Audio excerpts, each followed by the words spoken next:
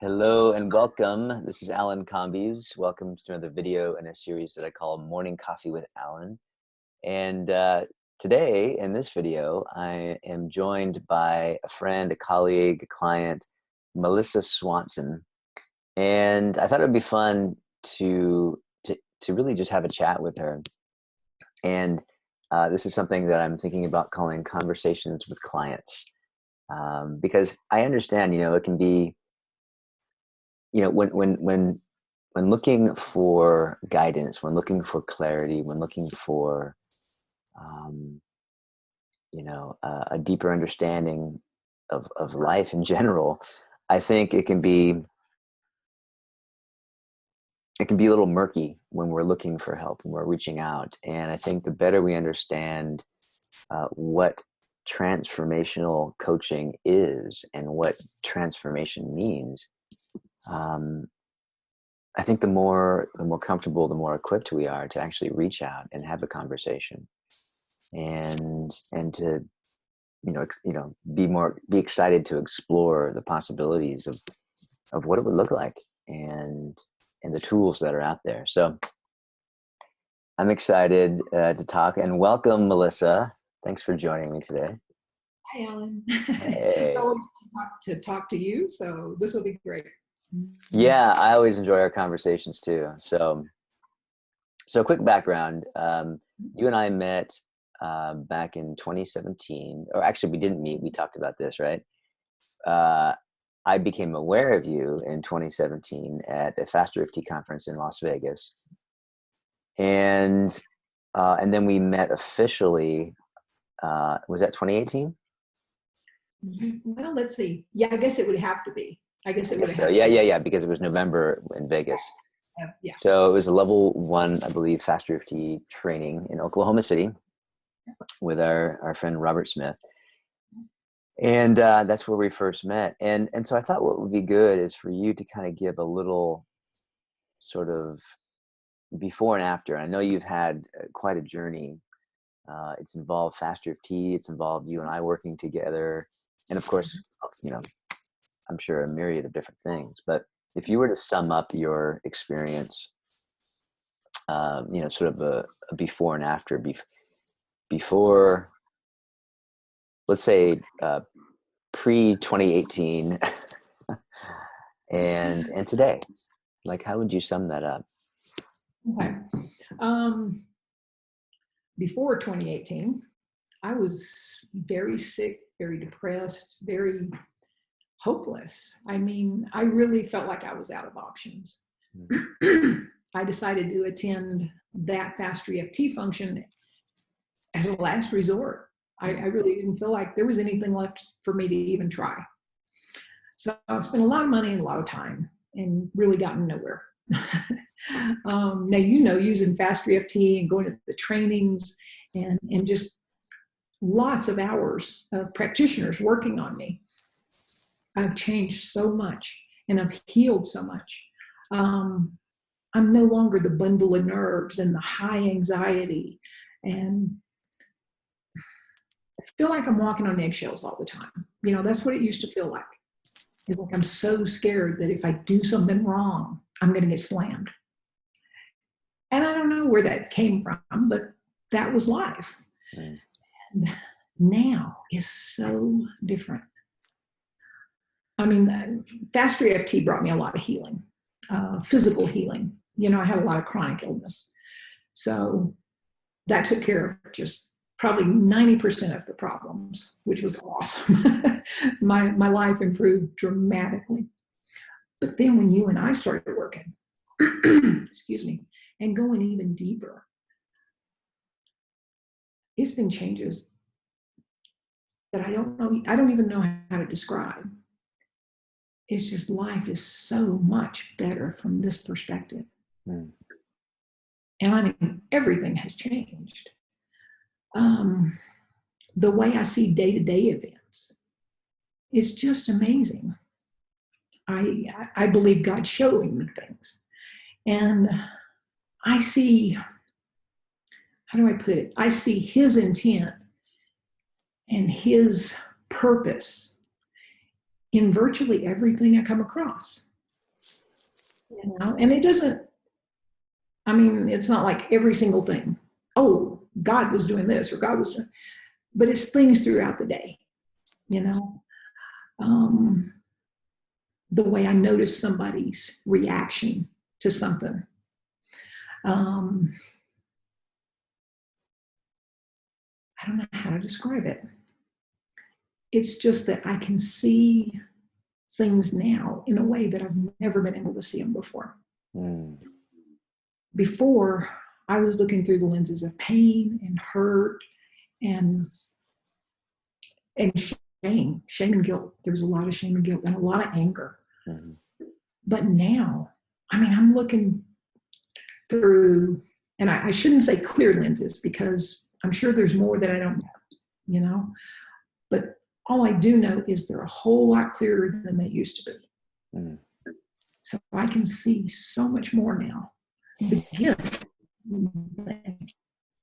past. I mean, that's probably the biggest gift I've gotten thus far, is that I'm to a point now, I don't need to change my past. I actually love every second of it, all the pain, all the hurt, every bit of it, because now I see the meaning behind it, the purpose for it, and how much it actually helped me. It benefited me. So I'm just beyond grateful for all of it. Mm. And I'm so grateful that I get to see it in such a way now. I really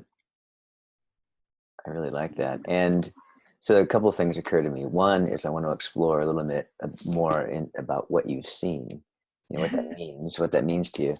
But first, just to touch a little bit, because you've had some major experiences in your life, right? So, I mean, if you were to just sort of course, you and I have talked, so I have an idea, but if you were just to sort of list off some of the things that you've been through, whatever you're comfortable talking about here, of course. Abuse, lots of abuse, lots of just feeling unloved.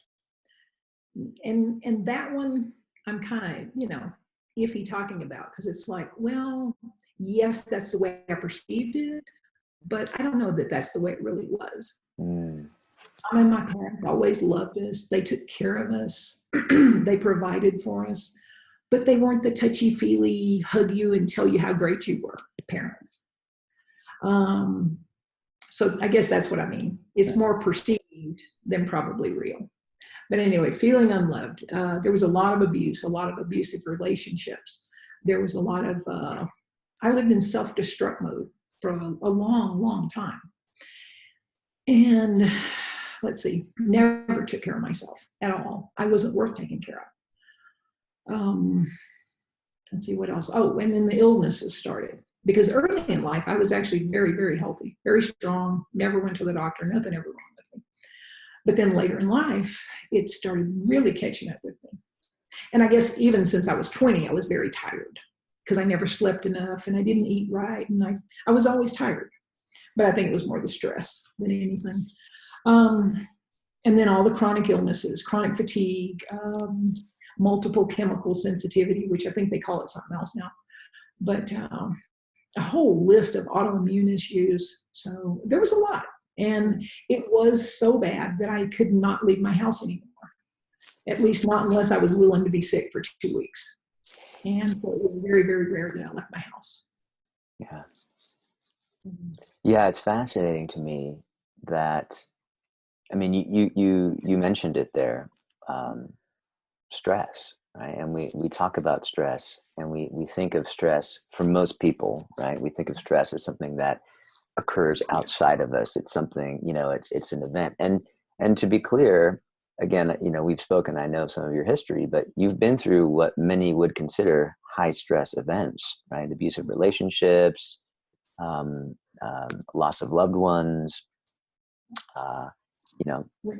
When you're held with a gun to your head, and I mean, he's threatening to pull the trigger and you really believe he's going to, trust me, that's stress. Yeah. That's stress. Yeah. But even And the little day-to-day things, you don't have to have a gun to your head to feel that same stress.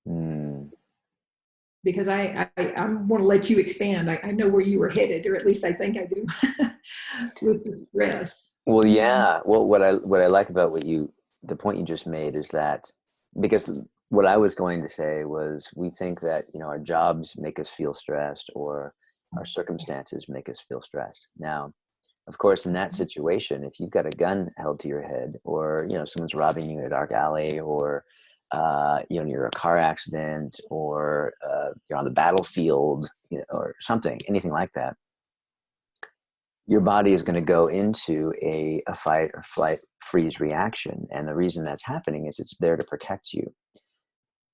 That's a great thing. That's a brilliant survival thing that we've been blessed with. The challenge, as you know, is that after that, the event is no longer happening. But if we don't have a way to renegotiate a relationship with that experience, if we don't have a way to process and transcend that experience, what a lot of us do is we end up holding on to it, and we end up inadvertently playing it over and over again. Exactly. Sometimes to the point of we don't even realize it's there. We're just sort of rolling it on auto, and it becomes habitual. From that point. And you don't even realize how crazy you're acting. Or at least I was. I mean, I'm speaking from my past, and I had no idea. But yes, I didn't even know that I was stressed, because I just had regular life things going on at that time. But because my lenses were so colored with stress, that's where I was operating from. High stress. Yeah. And so, of course, I came across looking nuts because, you're in this high stress mode, but you're at a card game. It's it doesn't match. It doesn't fit. Oh, sorry. Go ahead. Well, no, I like where you're going there. And we'll talk more about what you've seen. And I like that comment of how, it's a card game. So we definitely want to talk about that. Okay. But just to touch a little bit further on that, because what I heard is, and what I see in my practice again and again, with people who are dealing with physical ailments, is the ongoing habitual chronic stressful thinking is wreaking havoc on the body, because we're sort of constantly living in that fight, flight, or freeze response.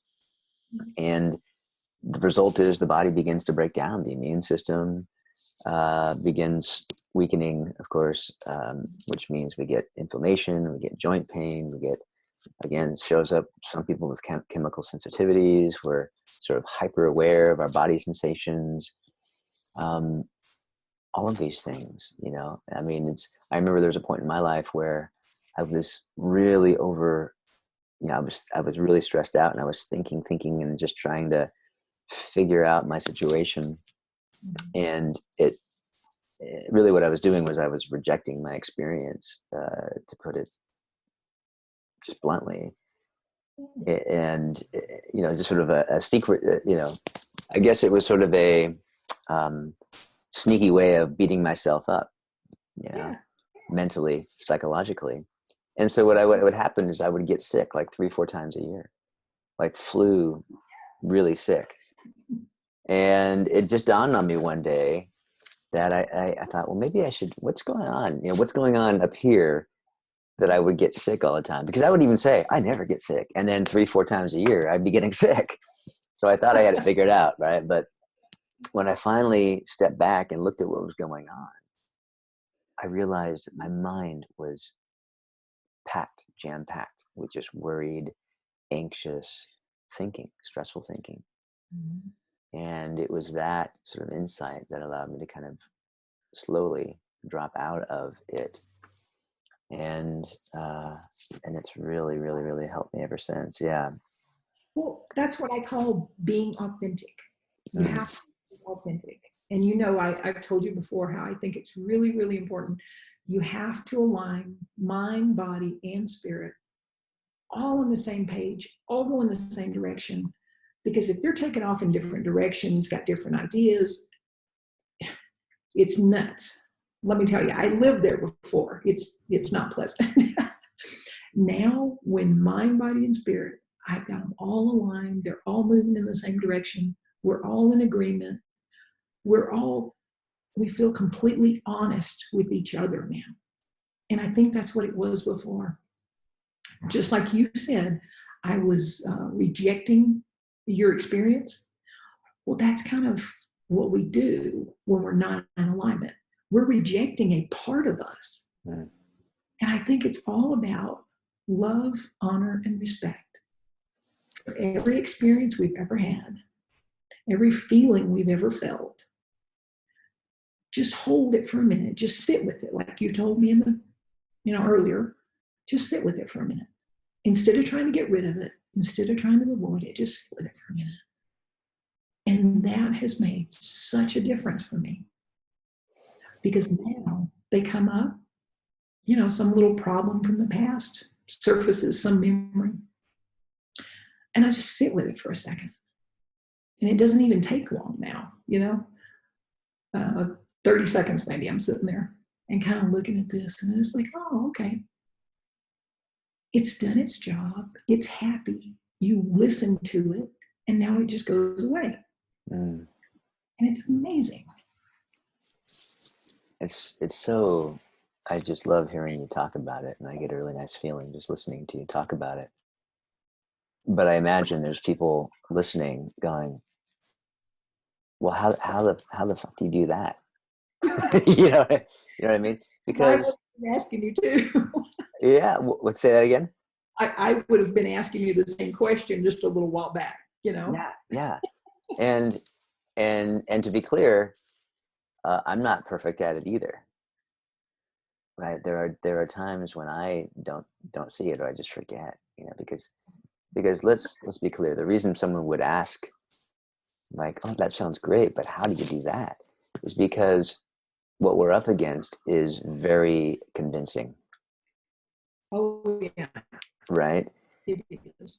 Right. When those old emotional hurts come to the surface, right? In other words, when we get triggered, right? It's a common term. When we get triggered by life, again, it's not life making us feel a certain way. It's life waking up something inside of us that's been there, right? And so as we're feeling that, it sort of takes over our experience. And so we begin to see the world through that filter of that trigger. And what I love about what you're saying here, if I get you, is that you've been able to change your relationship with that experience to the point where that it's almost like it's a signal for you to pay attention. Rather than, and here's what most of us do, myself included, I've done it thousands and thousands of times, is we feel that experience and we go, oh, nope, I don't want to feel that. Nope. Not good. What do I do? Here's Facebook, YouTube, give me a glass of bourbon, or, cookie. Yeah.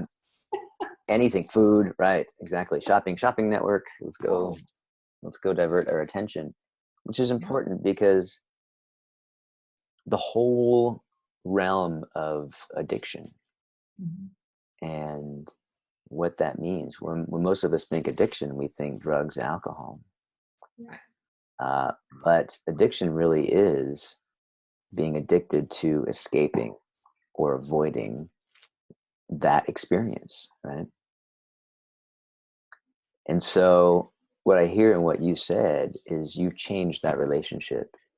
You're no longer trying to escape or avoid it, and you're not reacting out of it, which I think is another thing that people do too, that we all do as human beings, is when those things do come up, we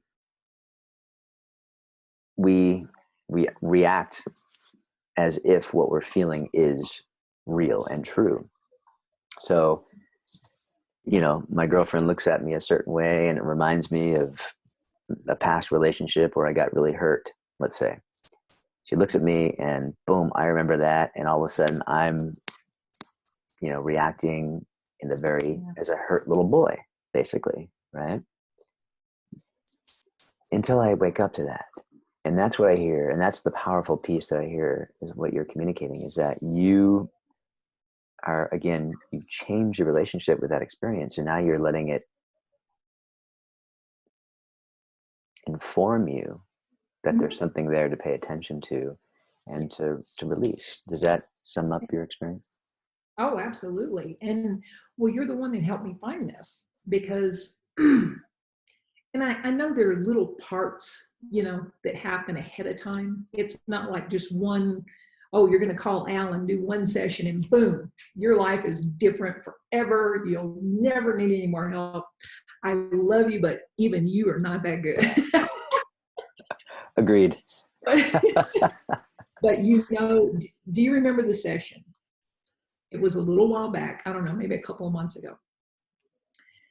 And I don't even remember how we got here, but I remember saying, I'm running, or, oh, no, it wasn't, I was running. I was running and I fell into a well, and I was falling and I was panicking. I wanted to get out, but you were like, wait, stay, sit with it. Just fall for a minute. And I mean, I was really panicking because you were telling me to fall, but I did. I trusted, and I fell and I fell and I fell. And finally, all of a sudden, I had stopped falling. My feet were on the bottom, but my arm was on the top of the well, like, now what the hell is this shit? And I'm telling you, that's exactly what happened. And it was the craziest experience. But at the same time, it completely broke open this idea, these false ideas that we have about how real things are, and the necessity to escape from a thought. Because, like you said, it is just a thought. And so I suggest everybody do that. When you're having something, instead of trying to escape, just sit with it just for a minute. Just sit there. You know you're safe. You're in a safe spot. You're okay. But just sit with the thought and see what happens. And maybe, just maybe, you'll be as surprised as I was. Oh, I love it. And let's unpack that a little bit, because, I know that,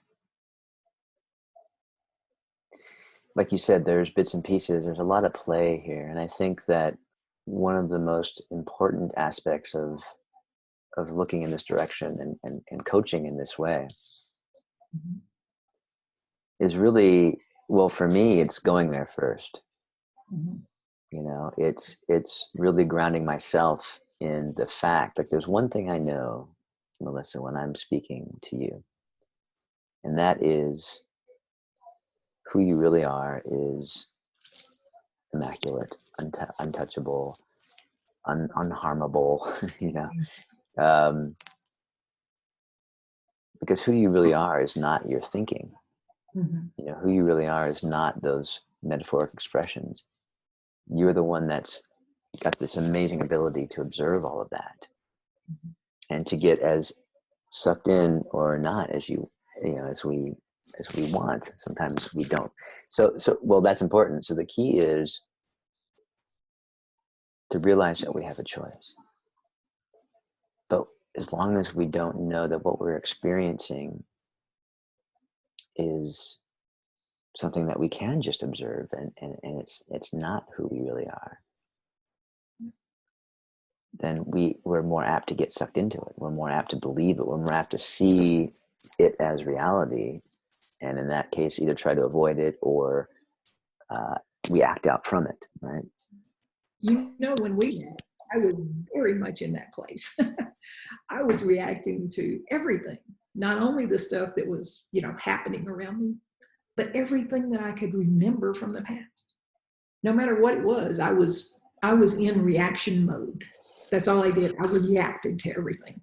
And I think most of us do. That's just where we wind up. Yeah, agreed. I think, and it's not to say that if someone is in that place where, I find this very common. especially when we start getting into personal development and self-development and self-improvement and all of that, we start thinking that, we need to find all the stuff that might be wrong with us and somehow just remove it, right? Now,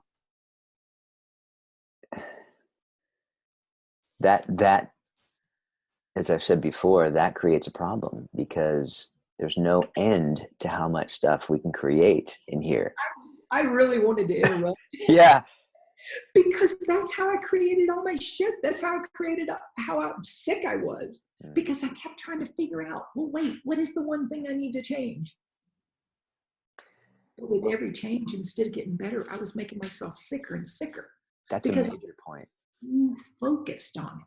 Yeah. Not only are you focused on looking for what might be wrong, but you're just the thought of, gotta find it, gotta fix it is stressful. Well, that means something there too. Right. You have to find it. Well, that means there's something there. Yeah. And if you can't find it, you're more stressed out. Exactly. So you got to keep looking, but that stresses you out, and you keep looking, and so it just creates this snowball effect. And it's not to say that, like I still use tapping in my coaching, because one of the main rules of thumb I have working with people is to meet them where they're at in any given moment. Yes. And if somebody is so enraptured with their experience, tapping seems to be, in the 10 plus years that I've been working with it and exploring and working with people, tapping seems to be a really, really powerful tool at that level of consciousness. Now, I say level of consciousness, not to say that there's higher levels and lower. I mean, it's not a place to get to, right? It's just about what you see. And in any given day, I can be at a higher level conscious or a low level conscious or anywhere in between. It just depends on where I'm at and what I'm seeing in that moment. So it's a very natural thing. But most of the time, let's face it, people come to see me or they want coaching because they're at a level of consciousness where they can't see a way around whatever they're feel like they're up against. And so I think it can be a very powerful tool. But if we put all the power and the contingency on us being better on that tool, then we are looking in the wrong direction. Yeah. And the truth is, there's two things there. One, to make ourselves better, there is no making ourselves better. We're perfect. We're already perfect. It's just letting go of some of the stuff that we're trapped by, we're holding on to, because it's in our hand. We just don't know how to open our grasp. Let's see, in the other part, refresh my memory. What did you just say? It was the bigger of the two. What did I just say? I know. So I was talking about using the tapping and making sure that we're not putting all the power in the tool, and realizing that if we're looking in the wrong direction. Really, the direction we should be looking in is inside. And well, I love Faster EFT. I love Robert. I love what he created, and it helped me immensely. But it did get to a point, and I know we talked about it before in a session. I found myself, and I guess I need to preface it with, once I got into Faster EFT, I wanted more than anything to be a practitioner, be a trainer maybe. I was all in. That's what I wanted. And then somewhere, I don't know, a couple of months ago, maybe 3 now, I don't know, things have changed. I didn't want that anymore. And I didn't understand why I didn't want it anymore. I had worked so hard and come so far, and I thought, sure, I wanted it. So what's going on? Why do I not want this? Anyway, took a lot of exploration, a lot of prayer. And finally, the message I got, sweetheart, you don't need it. oh, okay, what does that mean? I didn't understand. What does that mean? And the picture I got, there was a monkey wrench, like a pipe wrench. Mm. Okay. There was a big monkey wrench and a cloud. And it's like, how are you going to work on that? And so I understood. It's like, okay, this is a tool. And now I'm at a point that tools don't work here. Mm. So yeah, something has changed. Now, do I fully understand? No. I'm just taking it as it comes to me. Mm. And as we've talked, a lot is going on. Yeah. But I thought that was a powerful image. At least it was for me at the time. Super powerful. I So, just shared in my uh, Facebook group, open Facebook group, well, private, but anybody's welcome to join the Morning Coffee with Alan Facebook group. yeah. And I shared a story that I actually got from somebody else, but I thought it was brilliant. They were at a Richard Bandler NLP training, and yeah, you read this, right? Or you heard No, me talk I about it, watched your video. Yes. right? So this gentleman, he's a coach and a trainer. Actually, he's a coach, but he's mostly an entrepreneur. He runs a couple of restaurants down in San Diego, owns them, runs them. Mm-hmm. But he very much lives from this place, and he teaches. He shares with his employees and everything else. But anyway, this was years ago. He was at a Bandler conference, and he loved Bandler's, pretty amazing a guy, right? Very interesting guy, creator of NLP, co-creator. And anyway, in this training, there was an audience member who was having a lot of really caught up in his thinking. He was ruminating a lot on just work and relationships and everything else. And Banner looked at him and he said, if you had a painting on your wall at home that you didn't like, what would you do? Mm-hmm. And the audience member said, well, I would take it down. And of course, the audience was like, yay. And then Richard Bandler began to use tools to help him change the painting in his mind. Well, the insight that this colleague of mine had was that what's the big deal about having a painting on your wall that you don't like? Mm-hmm. It's just a fucking painting. And I was reminded of that with the metaphor or the sort of image that you got of trying to manipulate a cloud with a wrench. It's a cloud. Like, how do you, Yeah. it'll take care of itself. Exactly. Yeah. It's perfect. It needs nothing. Yeah.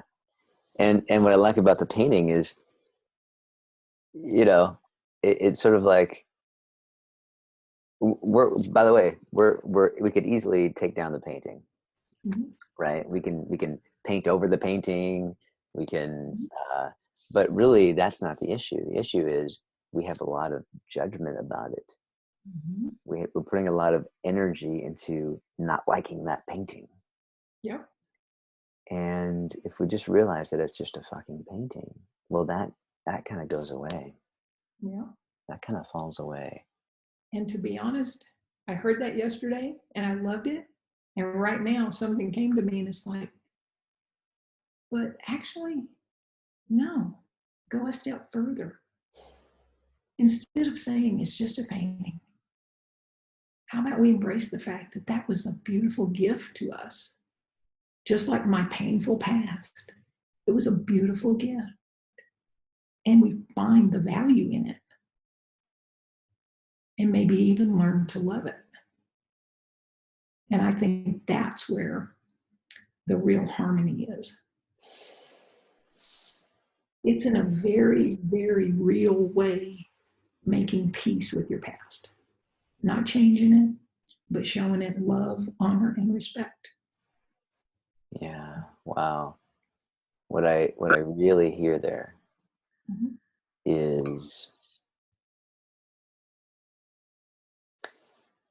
well, staying with the painting analogy or metaphor, Uh-huh. it's like turning to the painting, getting as close as you can to it, and just admiring the individual brushstrokes or the canvas that it's painted on, or the colors, you know, that were chosen, or any of that. Like just recognizing. You might have to look at it close, but you might have to Yeah. back up.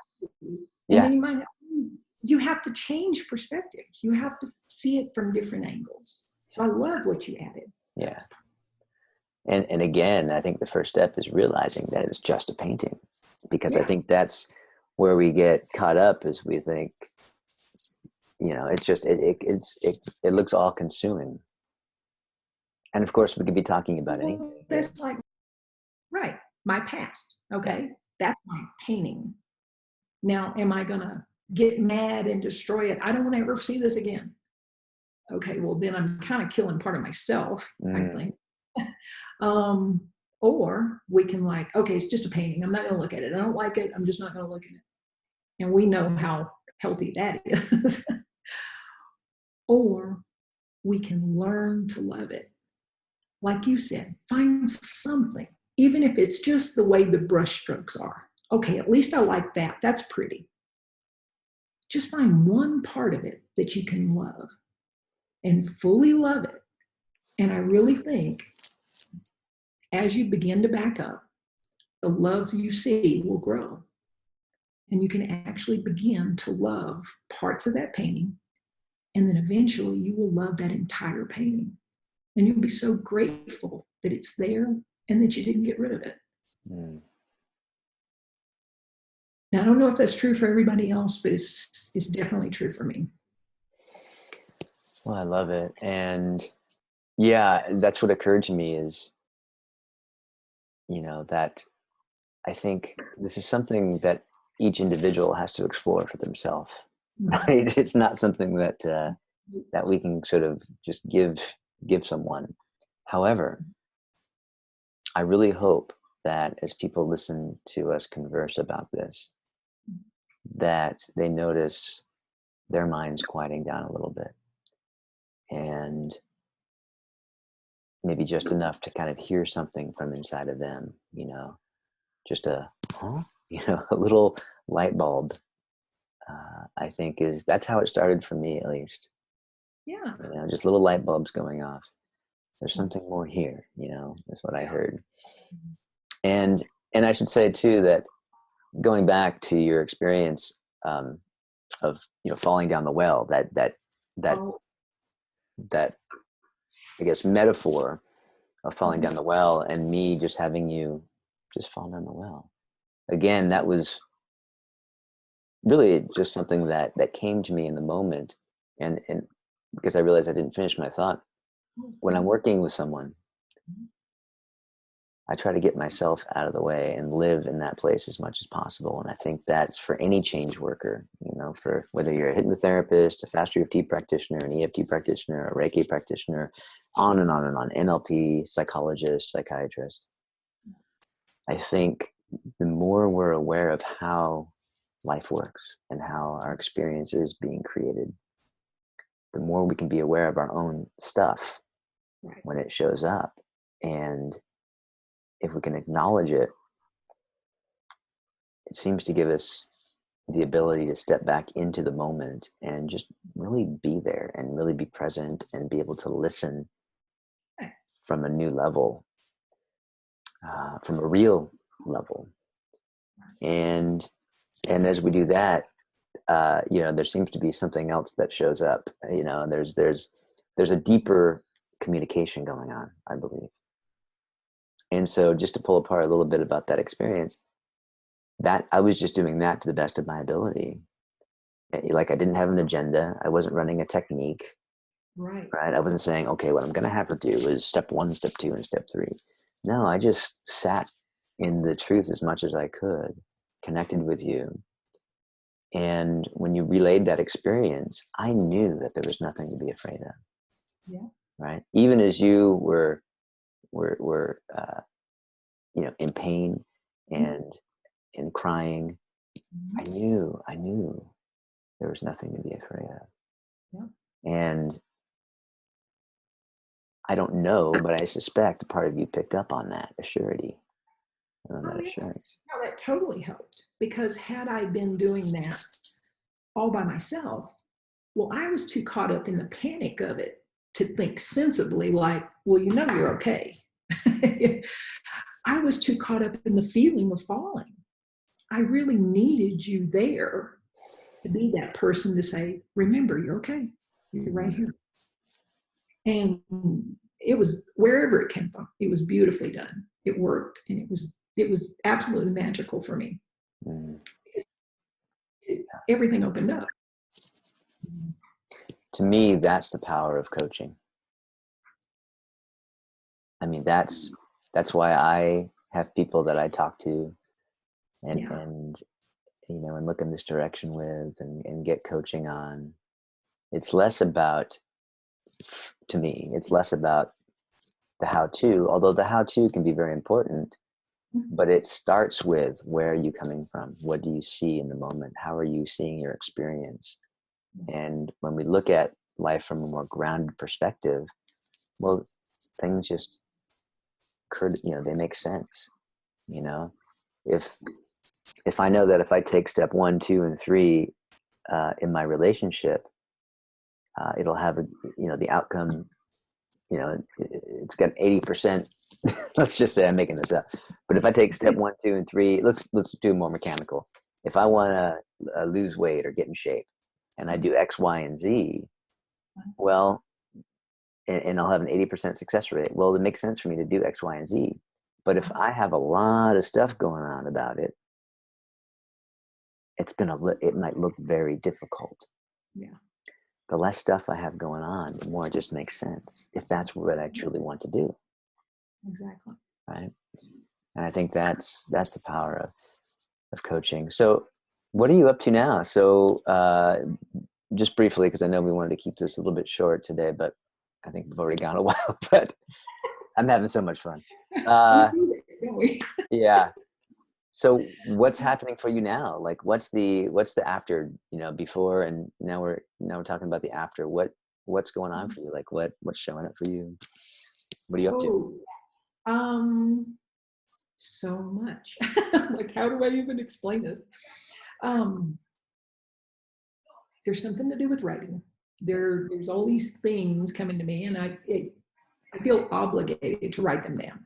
You know, like, it needs to be written down. And when it first started happening, what I was writing down didn't make any sense at all. It was just gibberish. I didn't understand what in the hell this was. So, but I just kept writing. I thought, okay, no, I really feel I'm being told to write this down, so I'm going to keep writing. And so I stuck with it. Little by little, it has transformed. And it's wonderful now. I mean, there's these brilliant ideas coming in, and these insights. I call them parallels and paradoxes, for lack of a better term right now. They're just things that I'm being shown.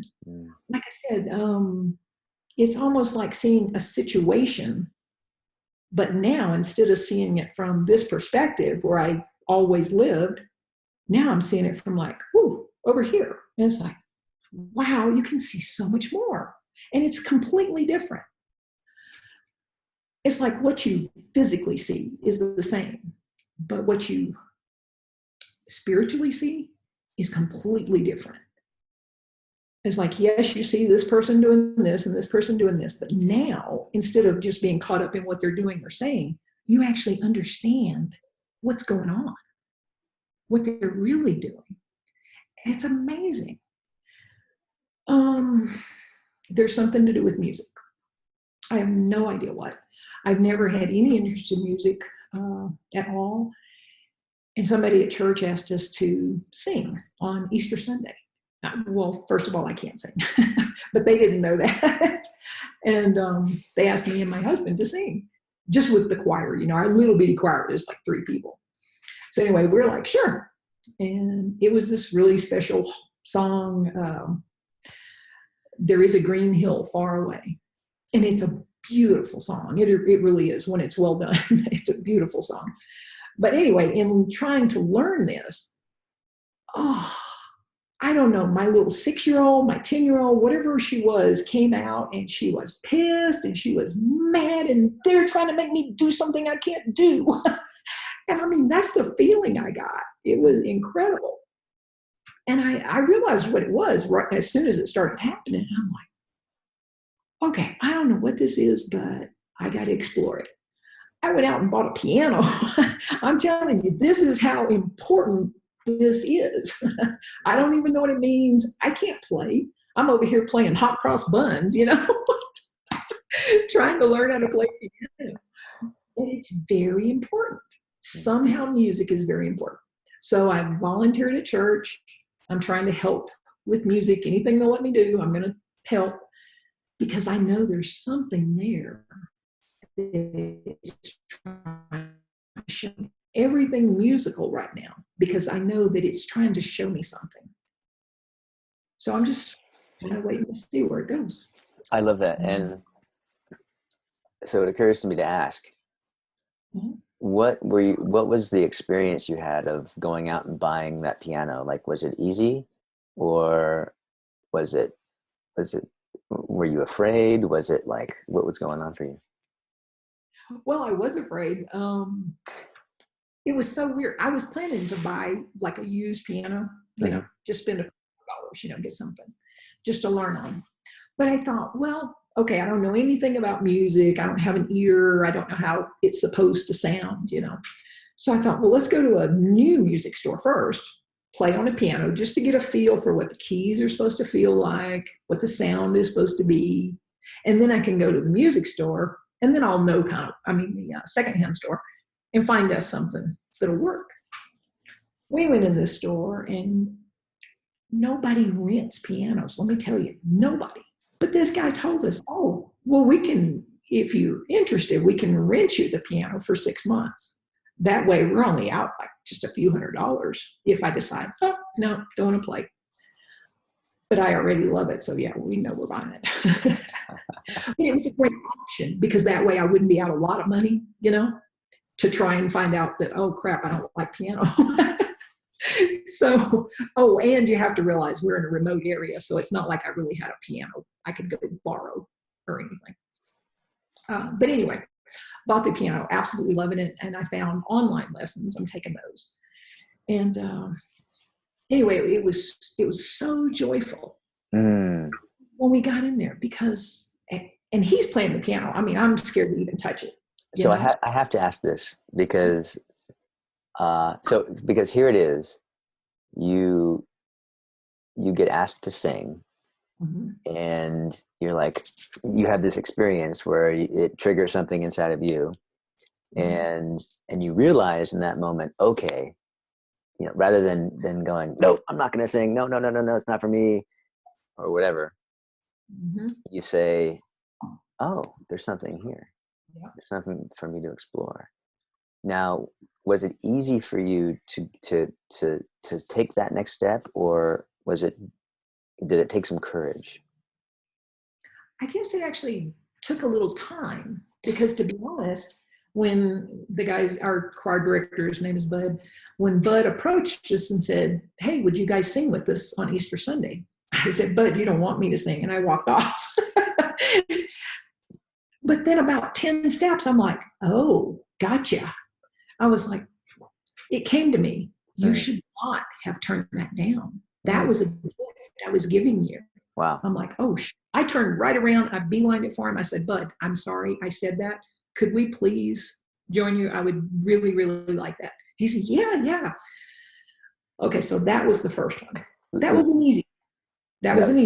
Got it. Yeah, because I felt the feeling. I mean, I got the message. You were not supposed to turn that down. Well, this is so powerful, Melissa. I just want to make a point here, is that how many times, for people listening, how many times have we, been given an opportunity and we let that trigger guide our behavior rather than being open to the new experience, being open to trying something different. And I think that's where, I haven't listened to a lot of her work or read her books, but Brene Brown talks about vulnerability, right? I just started listening to her. Yeah, I think that, when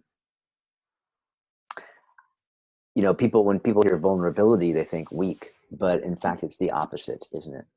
It really is. Like, you chose to be vulnerable in that moment and say yes to singing, but it took courage to do that, didn't it? It did. It did. Yeah. And I think, I think that is such a big piece to just getting more out of life and to really growing. And because it looks to me like the more we can recognize those moments. Now, to be clear, what you recognize was the trigger. Right. And you use that, you've changed your relationship once again with those experiences, so that you now begin to realize that, oh, there's something here. It's no longer there's something wrong with me, I got to fix myself. It's, oh, there's something here to explore. Exactly. And because that's just, I see it as a gift. I can't yeah. wait to go open it. Yeah, that's such a powerful shift. It's not a paddling waiting for me behind the door anymore. Yeah. Now, when I open that door, there's a present there and I get to unwrap it. Oh, it's amazing. I love it. Yeah. And, I love it because I often say, we talked about this last time, but one of my sort of pitches to looking in this direction and getting coaching is that it opens the door for more creativity, in my perspective, from the way it looks to me. Yeah. More creativity, more peace of mind, often more joy, more gratitude, more productivity. Mm-hmm. And what I hear in your story is exactly that. I mean, you're beginning to just open the door. Yeah. And as you open the door, more creative juices are being produced. And it's not just that, there's healing there too. I mean, there really is. And you're finding how to love yourself. And the more you explore your creativity and the more you face the things that you're so afraid of, especially little stuff like, oh, I can't draw, or oh, I can't sing. Anything creative that you're afraid to do, go do it. Go do it fast. I mean, I don't care how bad you sound. I don't care how bad it looks. Do it because you're going to find so much there if you'll embrace it the right way. You do have to look at it the right way. And to be honest, I don't know for sure if I would have had the same experience with this had I not done all the work I had already done. I don't know. This might have circumvented all that work had I just explored what I was scared of. I don't know, but it's a possibility. Yeah. Yeah, I think that's important too, is that we're all on our own journey. And I think part of it is being okay with all of it is being okay with where we're at, right? Yeah. But again, it can be sneaky because, I've often had the thought of, my God, if I had just seen this in my 20s, who knows where I'd be now? But again, of course, that's just me hating on myself again, right? It's rejecting my experience.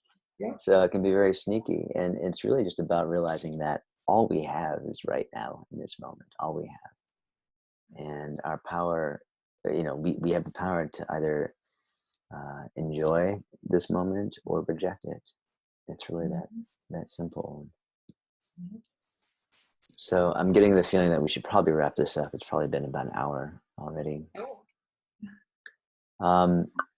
Any parting words or advice that you would give to anybody listening? Well, aside from explore your creativity, face the things that make you quake inside. I'm not saying you got to go jump out of an airplane, but I'm talking about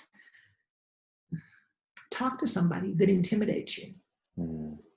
Sing a song when you know you can't sing. Try painting, try drawing, try writing a story. Whatever it is, just try.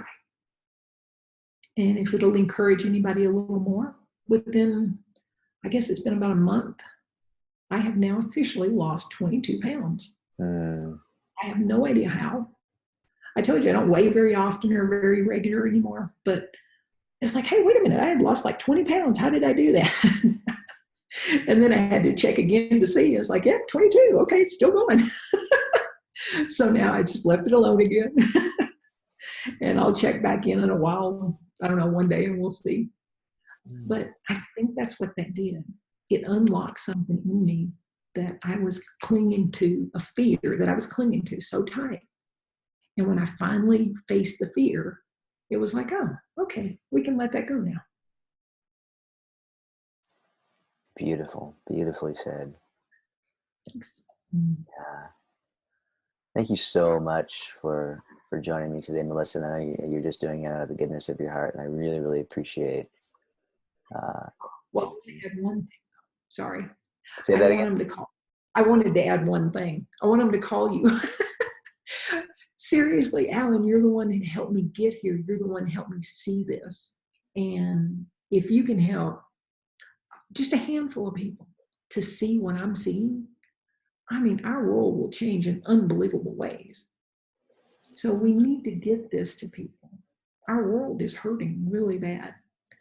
And this is what will fix it. I mean, we spend so much time focused on what we think is real. That's nothing but a distraction. Drop the distraction, look at what's real, and sit with it for a minute. And if you need help, call Alan, because he'll help you. Well, thank you so much. What's that? I said, okay, now I'm done. Thank you for that plug. And yeah, again, I just want to say I'm really, really grateful that we had this conversation today, and maybe we can have more. Who knows, if people appreciate this, or if people have any questions. Yeah. You know, if you're watching this on YouTube or anywhere else and you have questions, go ahead and type them in the comments. I try to do the best I can to converse with everybody in that way. And of course, if we have never spoke before and you want to have connect over the phone, there should be a link somewhere around this video where you can check my calendar and just start with a 30-minute phone conversation. Or if you're overseas, we can talk over Skype or Zoom. So I guess that's about it. Thank you again, Melissa. Thank you so much. I appreciate it. I appreciate you. And thanks for watching. This is another video in a series that I call Morning Coffee with Alan. We'll see you in the next one. Take care.